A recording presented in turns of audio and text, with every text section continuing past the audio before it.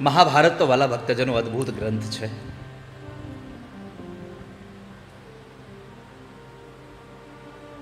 એક એક પાત્રોને જ્યારે આપણી નજર સામે આવે ને, મહાભારતનો એક પણ પાત્ર આપણો સગો નથી. એક પણ વ્યક્તિની સાથે આપણો કોઈ નાતો નથી. છતાં દાદા ભીષ્મનું નામ આવે, કાને પડે તો સફેદ કપડા, સફેદ માથું, જેની દાઢી સફેદ, જેની આંખની પાપણો સફેદ, 137 વર્ષનો એ બુઢો યુવાન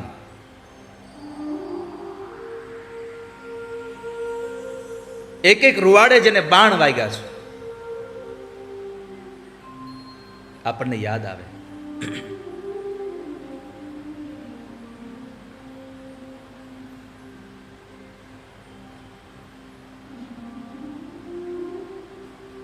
સો કૌરવો દેખાય,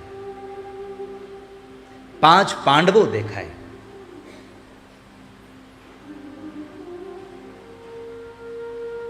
શકુની દેખાય. અને શકુનીમાં એના હાથમાં રહેલા પેલા ચોકઠાના પાસાઓ દેખાય.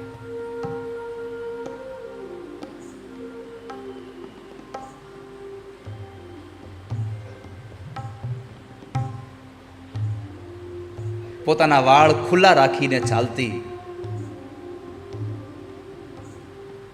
પાંચાલી દ્રૌપદી દેખાય.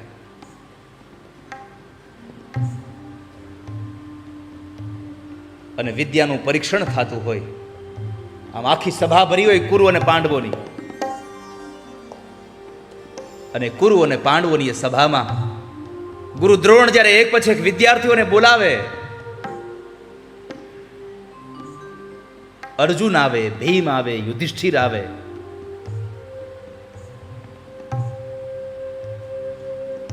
સૌ વડીલો આમ પોતપોતાના આસનમાં બેઠીને જોવા માટે ઉત્સાહ જાણ્યા છે કે જોઈએ તો ખરા અમારા છોકરાઓમાં કેવી વિદ્યાઓ આવી છે. અને એમાં સૂર્યનો દીકરો કર્ણ આવે.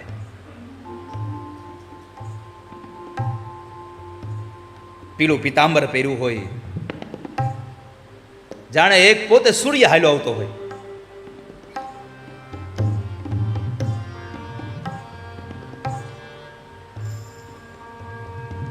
ચાલતો ચાલતો ચાલતો બધાને વંદન કરતો કરતો સૂર્યનો દીકરો કર્ણ આવે. સાહેબ, ખાલી કર્ણ બોલીએ ને તો આપણને ગમે નહીં. કર્ણ માટે એક જ વાક્ય વપરાય રહ્યું, દાનેશ્વરી કર્ણ આવ્યો છે.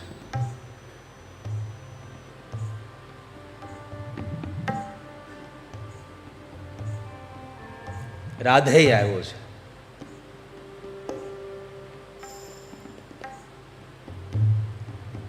શું કર્ણની આખી આખી જીવનચર્યા છે.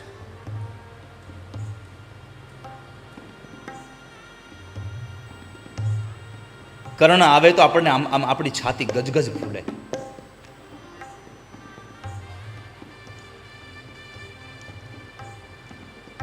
મહાભારતના યુદ્ધમાં સ્વયં કૃષ્ણ જે રથનો સારથી બની અને રથ હકાવે,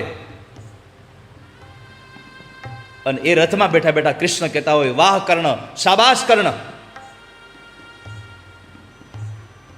પાછળ ઉભો અર્જુન કહે છે, પ્રભુ આ શું કરો છો તમે?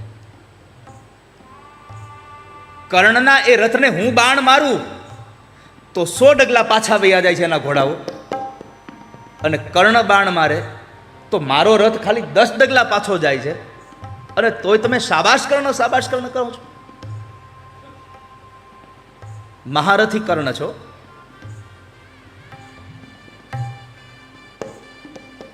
મહાભારતમાં લખ્યું છે કે 10,000 સૈનિકોને એક સાથે જે સંચાલન કરી શકે એવી જેનામાં તાકાત હોય એને મહારથી કહેવાય.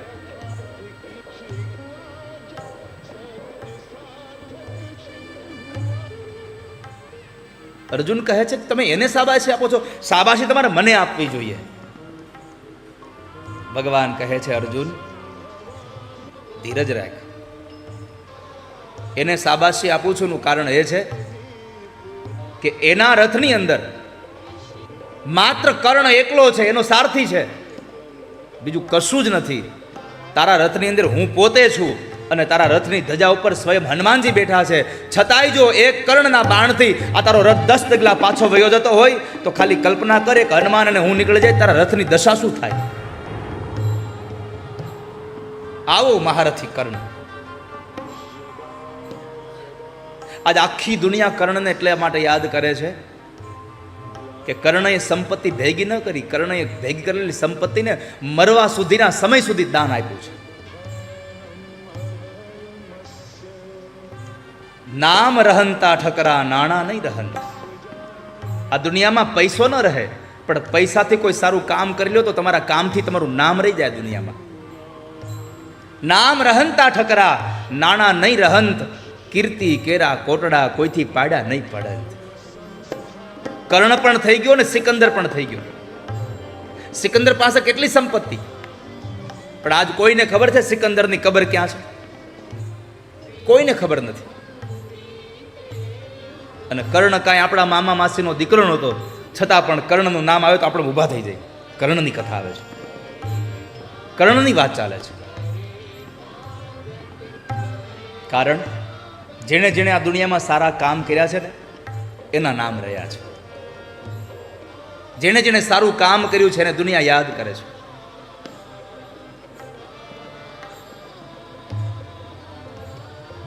કુરુક્ષેત્રના મેદાનમાં કર્ણ ઘવાયો છે એટલે પડ્યો છે ધરતી ઉપર. એક બ્રાહ્મણ આવે છે, દાનેશ્વરી કર્ણ ધરતી પર પડ્યા પડ્યા પ્રણામ કરે છે. પ્રણામ ભૂદેવ,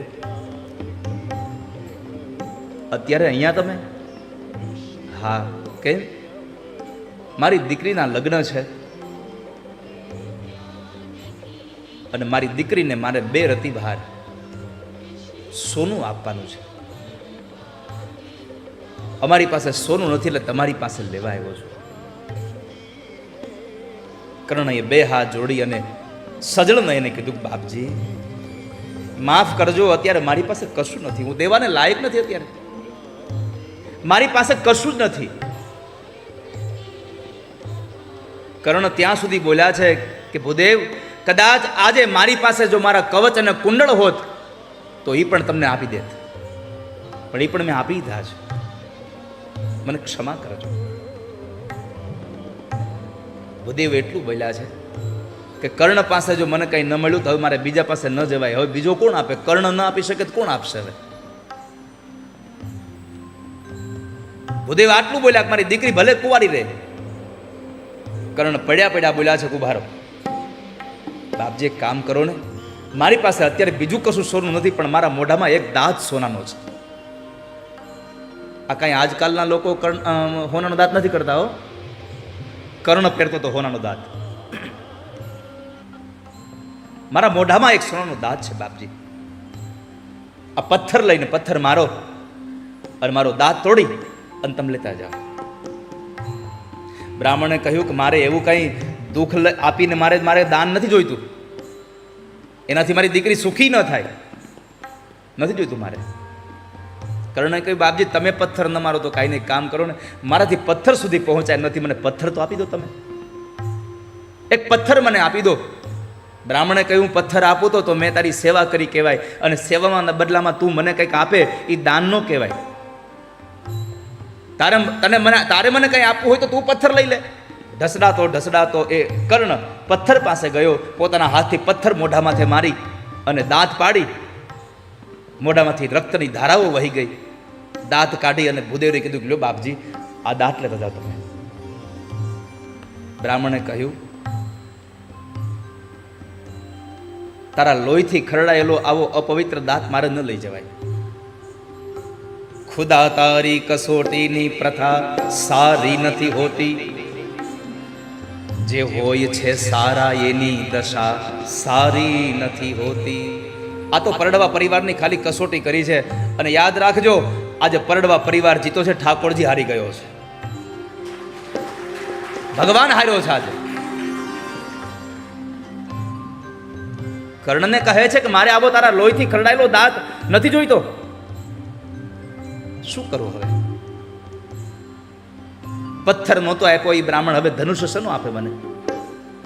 ઢસડાતા ઢસડાતા ધનુષ્ય બાણ સુધી પહોંચીને બ્રાહ્મણને કીધું બોધે ઉભા રહેજો, જતા નહીં તમે.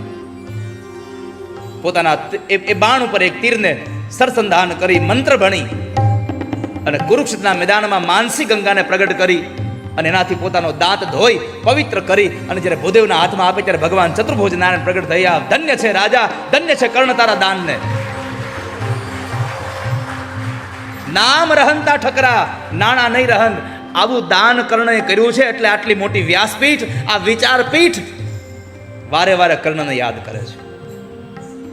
બાકી જેને આપ્યું નથી એને કોઈ યાદ નથી કરતું, દીકરાય નથી કરતા, બીજા તો શું કરે? નામ રહંતા ઠકરા, નાણા નહીં રહન. એ મહાભારતમાં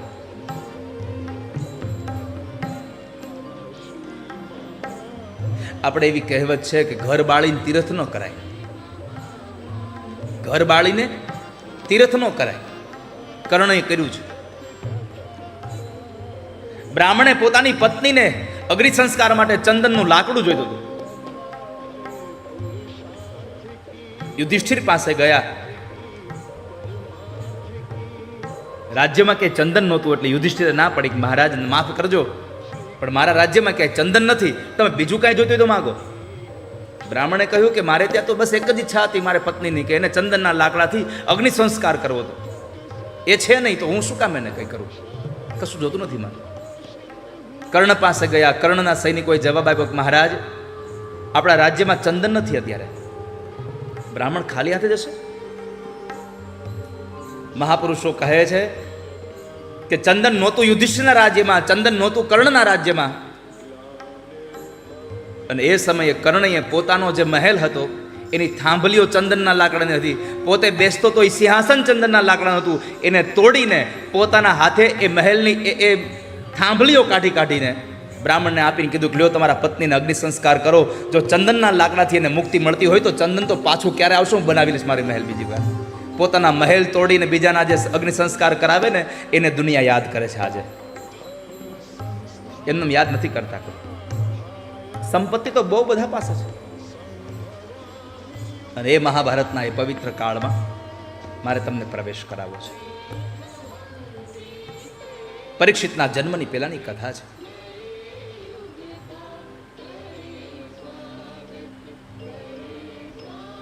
પરીક્ષિતના જન્મની પહેલાની કથા છે.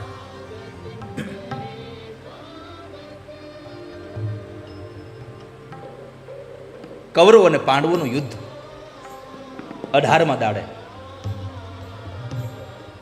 ભીમની ગદા દ્વારા જ્યારે દુર્યોધનની જાંઘો તૂટી ગઈ.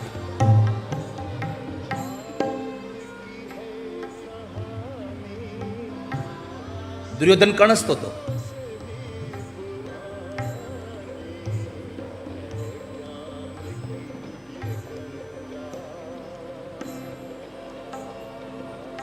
એવા સમયે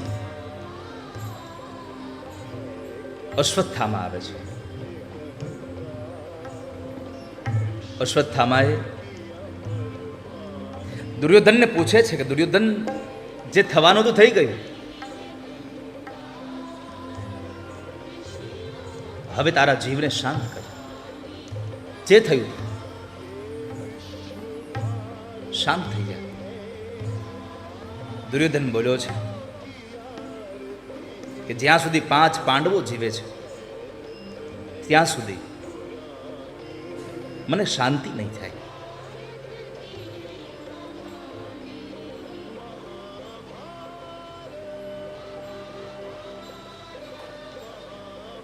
અશ્વત્થામા કહે છે કે પાંડવો આ સંસારમાં ન રહે તો મને શાંતિ મળે, પણ પાંડવોને મારે કોણ? અશ્વત્થામાએ કહ્યું હું મારીશ. वचन दिया सोचा नहीं होगा क्या परिणाम, सोच समझ कर कीजिए जीवन के हर काम. વચન આપી દીધું હું મારીશ પાંડવોને. આવતીકાલ સવારનો સૂર્ય ઉદય 5 પાંડવો નહીં જોઈ શકે.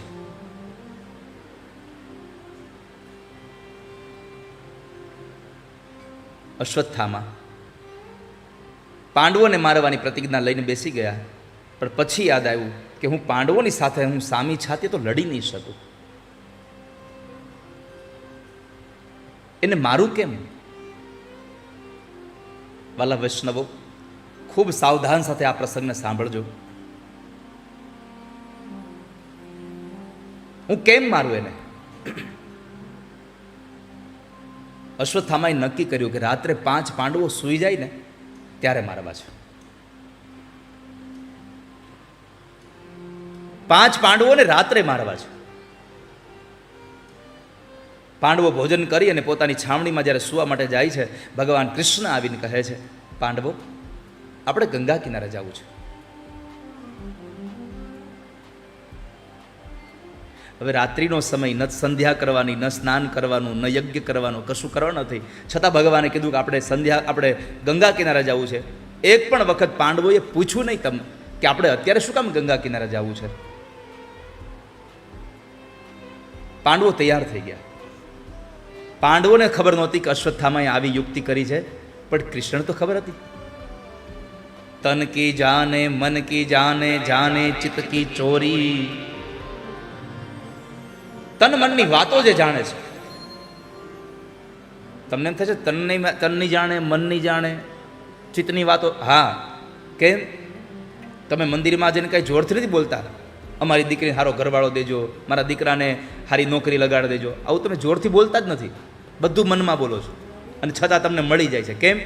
તન કી જાને મન કી જાને, જાને ચિત્ત કી ચોરી.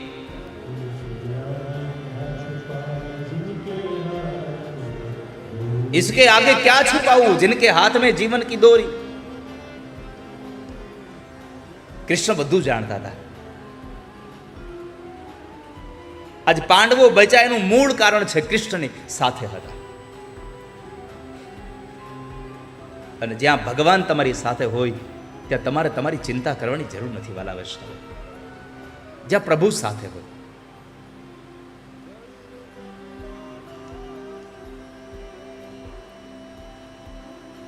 ગમે તેટલી ખરાબ સ્થિતિ આવે ને, એક જ કામ કરવું, પરમાત્માનું ચિંતન કરવું. અને જેણે જેણે પરમાત્માનું ચિંતન કર્યું છે એની ખરાબમાં ખરાબ પરિસ્થિતિઓમાં પણ ઠાકોરજીએ માર્ગ ઉઘાડ્યા છે. ગમે ત્યાં ઠાકોરજીએ દરવાજા ખોલ્યા છે.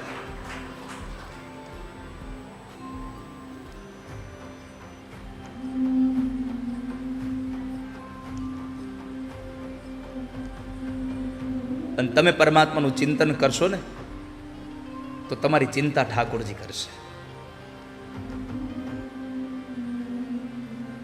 દાદા ભીષ્મએ પ્રતિજ્ઞા કરી. દુર્યોધનને મેણું માર્યું હતું, દાદા તમે મારા પક્ષમાં રહો છો, પણ તમે હિત તો પાંડવોનું જ ઈચ્છો છો. અને વાત સાચી છે. દાદા ભીષ્મએ સ્વયં ભગવાન કૃષ્ણને કહ્યું છે. ભગવાને કહ્યું કે દાદા તમે સામા પક્ષમાં રહી અને પાંડવો પર તમે તમારા બાણ ચડાવ્યા. તમને વાલા છે પાંડવો, છતાં તમે પાંડવો પર બાણ ચડાવ્યા. ત્યારે દાદા ભીષ્મએ કહ્યું, પ્રભુ તમને તો ખબર છે કે મારું એક એક બાણ ચડતું હતું, મારા મોઢામાંથી નીકળતું હતું, જયોસ્તુ પાંડવાનામ, જયોસ્તુ પાંડવાનામ, જયોસ્તુ પાંડવાનામ. મારું બાણ પાંડવોના વિજય માટે નીકળતું હતું.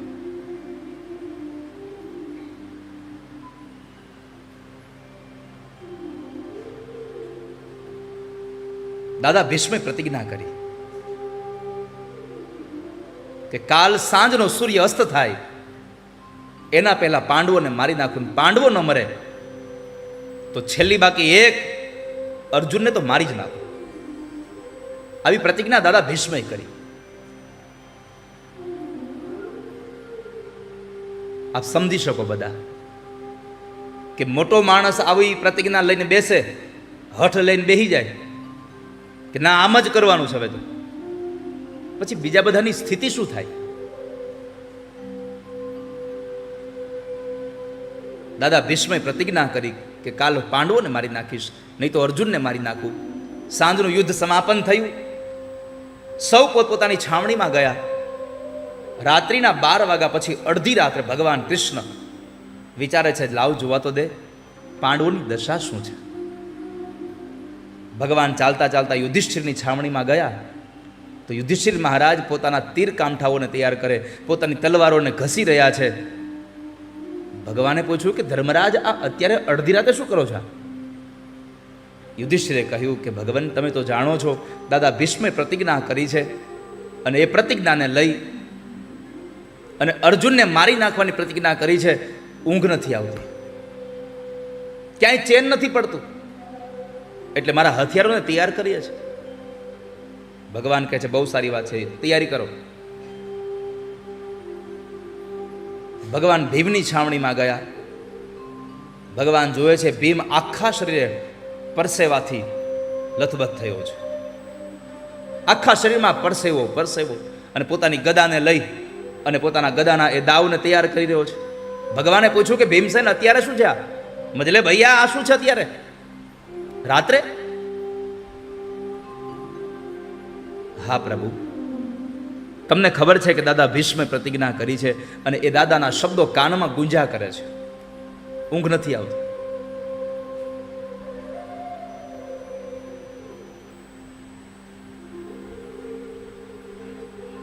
ભગવાને કહ્યું, તૈયારી કરો. નકુલ ને સહદેવ પોતાના તીરકામઠાઓને ઝેર પાતા હતા. ભગવાને એને પૂછ્યું, ભગવાનને એ જ જવાબ મળ્યો, ઊંઘ નથી આવતી. ભગવાનને થયું, આ બધાને અર્જુનને મારી નાખવાના છે, તો આને ઊંઘ નથી આવતી. અર્જુનની દશા શું છે એ તો જોવા દે, જેને પોતાને જ મરવાનું છે એની દશા શું છે. પાંડવોની આખી છાવણીમાં એક એક સૈનિકો તૈયારી કરે છે. ભગવાન અર્જુનની છાવણીમાં ગયા, પરમાત્માની આંખો ફાટી ગઈ અર્જુનને જોઈને. આ શું? કે અર્જુન પોતાના જમણા હાથનો તકિયો કરીને સૂતા છે, ઘસઘસાટ ઊંઘે છે. ભગવાને ઉઠાડ્યો, ઉભો થા. ભગવાનને જોઈને પ્રણામ કર્યા, પ્રભુ તમે અત્યારે આ અડધી રાતે? ભગવાને કહ્યું, એલા તને ઊંઘ કેમ આવે છે? કેમ? અરે દાદા ભીષ્મએ કાલની પ્રતિજ્ઞા કરી છે કે કાલ સવારથી સાંજ સુધીમાં પાંડવોને મારવા, અને પાંડવો ન મરે તો તને તો મારી જ નાખવો, આવી પ્રતિજ્ઞા કરી છે. અને આ તારા મોટા ભાઈ, તારા નાના ભાઈઓ, તારી આખી સેનાઓ બધા જ ચિંતામાં ગરકાવ થઈને ઊંઘી નથી શકતા, અને તું અહીંયા ઘસઘસાટ ઊંઘે, તને નિંદર કેમ આવે છે? તને ઊંઘ કેમ આવે છે? અને ત્યારે અર્જુન બોલ્યા હતા, પ્રભુ સાંભળો, મને ઊંઘ એટલા માટે આવે છે કે મારી ચિંતા કરવાળો કૃષ્ણ હજી જાગે છે. મારી ચિંતા કરવાવાળો કૃષ્ણ હજી જાગે છે. પણ મારે તમને એટલા માટે કહેવું છે, કૃષ્ણ એટલા માટે જાગતા હતા કે અર્જુન જ્યારે સૂતા હતા ને ત્યારે એના રૂવાડાઓમાંથી અવાજ આવતો હતો, કૃષ્ણ કૃષ્ણ કૃષ્ણ.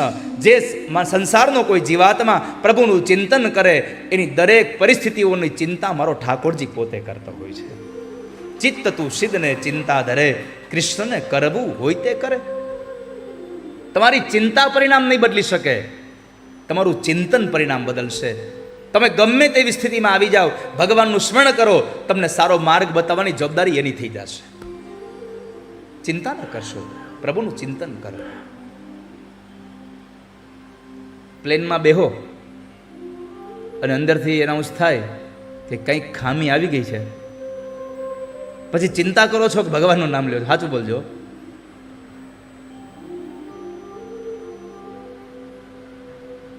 તમે ચિંતા કરો તો શું કરો કે આ ચકડ આમ ફેરવીએ, આમ કરીએ, આ તમારા જ થાય. તો આપણે ભગવાનને પ્રાર્થના કરતા, હે ભગવાન હવે તમે જ કરો એ સાચું છે. તો પરમાત્મા જે કંઈ કરી રહ્યા છે આપણું સારું કરી રહ્યા છે. અને જેને દુનિયામાં સ્વીકારવાની આદત પડી ગઈ છે ને, એને આ સંસારમાં કોઈ દુઃખી કરવાવાળું હજી જન્મ્યું જ નથી. જેને સ્વીકારવાની આદત પડી ગઈ છે, સ્વીકારવું જરૂરી છે. ખાલી લાફો મારીને ગાલ લાલ રાખવા જેવું નહીં હો, સ્વીકાર લેવા જેવું નહીં, હૃદયથી સ્વીકાર લેવાનું. સ્વીકારાઈ ગયું છે, પ્રભુએ મારું જે કંઈ કર્યું છે સારું કર્યું છે.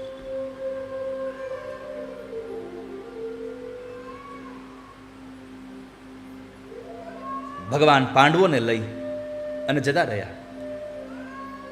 પાંડવોની જગ્યાએ દ્રૌપદીના 5 દીકરાઓ સૂતા હતા. કૃષ્ણએ એ નહીં કહ્યું હતું, તમે ચાલો અમારી સાથે, ચાલો અમારી સાથે.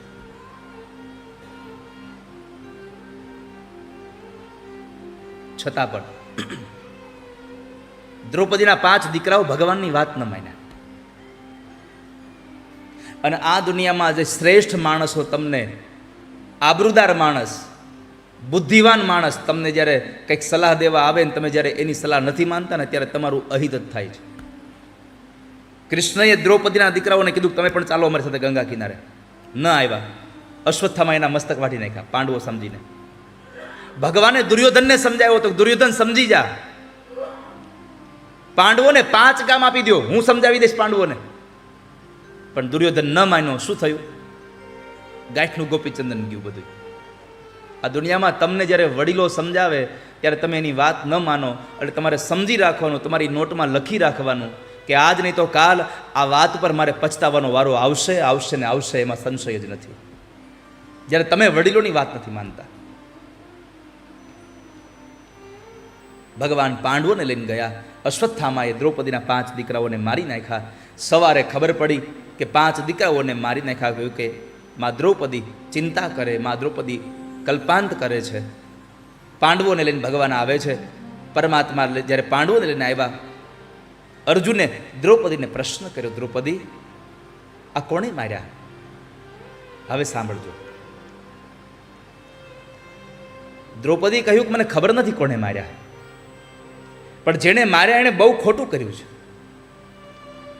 દ્રૌપદીની આંખોમાંથી અશ્રુની ધારા જતી હતી, પણ એક વાક્ય એ દ્રૌપદીની ઔદાર્યતા, દ્રૌપદીની ધીરજ અહીંયા સાબિત કરીને કહ્યું. દ્રૌપદી કહ્યું મારા દીકરાઓને મારી નાખ્યા એનું મને દુઃખ નથી. કેમ? જાતસ્ય હિ ધ્રુવ મૃત્યુ. આ સંસારમાં જે જન્મે છે તો મરે જ છે. મારા દીકરાઓ મરી ગયા એનું મને દુઃખ નથી, પણ દુઃખ એ વાતનું છે કે મારા દીકરાઓ નિંદરમાં મરી ગયા, ઊંઘમાં મરી ગયા. મારા દીકરાઓ મરતી સમયે ભગવાનને યાદ નહીં કરી શક્યા હોય એ વાતનું મને દુઃખ છે. જાગતા હોત તો કૃષ્ણને યાદ કરી શક્યા હોત. પરમાત્માને યાદ ન કરી શક્યા એ વાતનું મને દુઃખ થયું છે. અર્જુને પ્રતિજ્ઞા કરી, જેણે પણ માર્યા છે એનું મસ્તક ઉતારી એનો પાટલો બનાવીને એના ઉપર તને બેસાડી અને હું તને જો સ્નાન ન કરાવું તો મેં તારા આંસુ લૂછા ન કહેવાય. અર્જુન ભગવાન કૃષ્ણને લઈને સાથે નીકળે છે. પરમાત્માને પ્રશ્ન કર્યો, પ્રભુ આ કોણે કર્યું છે? ભગવાને કીધું આ તારા ગુરુના દીકરા અશ્વત્થામાએ. અશ્વત્થામાને પકડવા ગયા. અશ્વત્થામાને જ્યારે પકડે છે, દોરડાથી બાંધી દઈ અને એક પશુને જેમ બળદગાડાની સાથે બાંધીને લઈ આવે એમ ઢસડતા ઢસડતા અશ્વત્થામાને લઈ આવ્યા છે.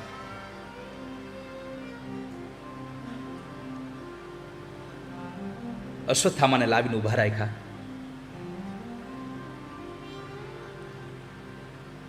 દ્રૌપદીને કહ્યું કે તારા 5 દીકરાઓના હત્યારાને લઈ આવ્યો છું.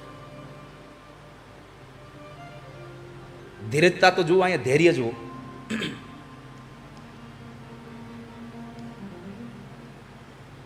દ્રૌપદીને કહ્યું કે તારા 5 દીકરાઓના હત્યારાને પકડીને લઈ આવ્યો છું. હવે તમે ખાલી એકલો વિચાર કરો કે આ દ્રૌપદી શું કરે? આપણા દીકરાને પડોશવાળા કોઈ ખાલી આમ આમ આમ તપતબાયો હોય ને, અને આપણને દીકરાએ આવીને કીધું કે મને આમ કર્યું પડોશવાળાએ, તો પડોશવાળાએ કોઈ દી ન સાંભળ્યું ત્યાં સુધીનું સંભળાઈ આવીએ. તો જેના 5 દીકરાઓને મારી નાખ્યા એ દ્રૌપદી શું કરે? દ્રૌપદી આ અશ્વત્થામાને જોઈને શું કરશે એ જાણવા માટેની સૌથી પહેલી ઉત્સુકતા કોઈને હતી તો કેવળ ભગવાન કૃષ્ણને હતી. મારે જોવું છે કે દ્રૌપદી શું કરે છે.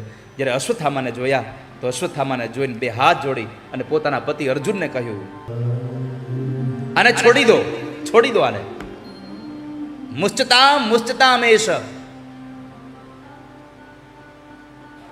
કોને પકડી આવ્યા છો તમે?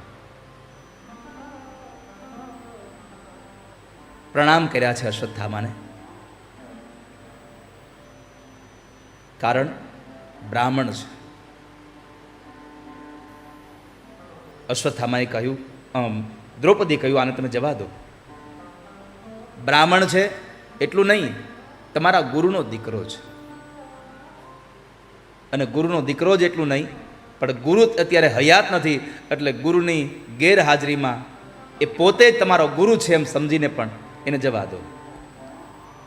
મેં ગઈકાલે એક વાક્યનો પ્રયોગ કર્યો હતો, સયેશ ભગવાન દ્રોણ પ્રજારૂપેણ વર્તતે. સયેશ ભગવાન દ્રોણ,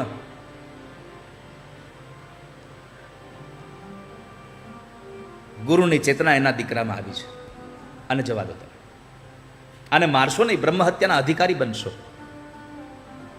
અર્જુને ભગવાન સામું જોઈ ભગવાનને પ્રશ્ન કર્યો, પ્રભુ શું કરું? આને મરાય કે ન મરાય? ભગવાને કીધું બ્રાહ્મણ છે એટલે ન મરાય. બ્રહ્મ બંધુર ન હંતવ્ય, બ્રહ્મ બંધુર ન હંતવ્ય. બ્રાહ્મણ છે, વધને પાત્ર નથી, અને મારીશ નહીં તું. પણ આતાઈ હોય તો એને છોડવો ન જોઈએ.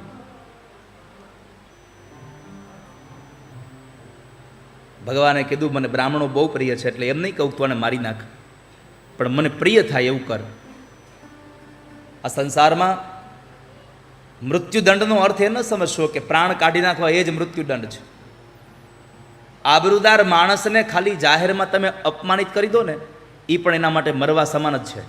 પછી જીવન જીવે પણ મર્યા જેવું જીવન જીવે, કારણ અપમાન થઈ ગયું છે. અપમાનિત થયેલાને તમે મૃત્યુ સમાન જાણો. ભગવાનના કહેવા પ્રમાણે અર્જુને અશ્વત્થામાના કપાળની અંદર રહેલો જન્મસિદ્ધ જે મણિ હતો, એ મણિને અને માથાના વાળને ઉતારી અપમાનિત કરીને છોડી મૂક્યા. ભગવાને દ્રૌપદીના 5 દીકરાઓના એ શબને અગ્નિ સંસ્કાર કરાયો. અગ્નિ સંસ્કાર કરાવી અને પરમાત્મા દ્વારિકા જવા માટે તૈયાર થયા છે.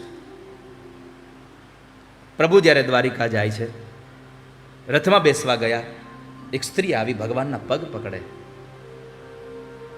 પાહિ પાહિ મહાયોગિન દેવ દેવ જગતપતે.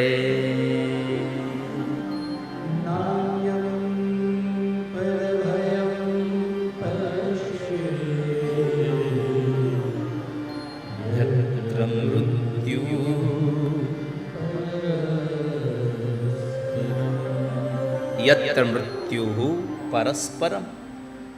ભગવાન આપ રોકાઈ જાઓ, મારું મૃત્યુ થાય તો ભલે થાય, પણ મારા ગર્ભને બચાવી લો. પાહી પાહી મહાયોગિન, મારા ગર્ભને બચાવી લો. અશ્વત્થામાં મારી નાખશે. મામે ગર્ભો નિપાત્યતા. ભાગવતજીનો આ શ્લોક આ સંસારની સ્ત્રીઓ માટે છે કે ઉદરમાં રહેલું બાળક વારંવાર ગર્ભપાત થઈ જતો હોય તો એવી સ્ત્રી મામે ગર્ભો નિપાત્યતા, આ શ્લોકનું ભગવાન પાસે જો પઠન કરે, ભગવાન પાસે ગાયન કરે, તો એના ગર્ભની રક્ષા ઠાકોરજી પોતે કરે છે. મામે ગર્ભો નિપાત્યતા, મારા ગર્ભને બચાવી. અંતે પરમાત્માએ ઉતરાના ઉદરની અંદર પેટમાં ગયા. અશ્વત્થામાના એ બ્રહ્માસ્ત્રથી ભગવાને ગર્ભસ્થ શિશુને રક્ષા કરી. ગર્ભની અંદર જે હતા એ પરીક્ષિત મહારાજ હતા. પરીક્ષિત મહારાજની રક્ષા કરી અને ભગવાન બહાર આવ્યા. પરમાત્મા જતા રહ્યા. ભગવાન જતા હતા ત્યાં બીજી એક માં આવી અને ભગવાનને પ્રાર્થના કરે છે, કૃષ્ણાય વાસુદેવાય દેવકી નંદનાય ચ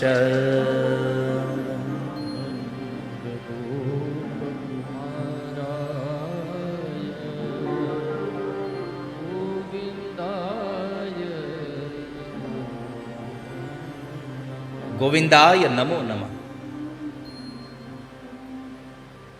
ભગવાન આપ રોકાઈ જાઓ. આ જીવાત્માની અંદર અને બહાર વસનારા અંતર બહિર અવસ્થિતમ, હે નાથ આપ રોકાઈ જાઓ, આપ રોકાઈ જાઓ. માં કુંતા ભગવાનને પ્રાર્થના કરે. ભગવાન હસીને કહ્યું, અરે ફૈબા, મારે તમને પગે લાગવું જોઈએ, તમે મને કેમ પગે લાગો છો? વડીલ તો તમે છો. ભગવાને કહ્યું એટલે માં કુંતાએ કહ્યું કે આજે હું જે પ્રણામ કરું છું એ મારા ભાઈના દીકરા, મારા ભત્રીજાને નહીં, પરંતુ આ સંસારના જીવાત્માના જે અંતરાત્મા છે એને હું પ્રાર્થના કરું છું. હું તમને ઓળખી ગઈ છું કૃષ્ણ, તમે મારા ભત્રીજા નહીં, તમે ભગવાન છો. આપ રોકાઈ જાઓ. બહુ પ્રાર્થના કરી પછી માં કુંતાએ કહ્યું, ભગવાન મેં સાંભળ્યું છે કે તમારી પ્રાર્થના કરીને તમે વરદાન આપો છો, તમારી સ્તુતિ કરે તમે એને વરદાન આપો છો. અરે હા ફૈબા, તો કહે છે કે હું તમારી સ્તુતિ કરું છું, મને વરદાન આપશો ને? માગી લો, જે જોઈતું હોય તે માગી લો.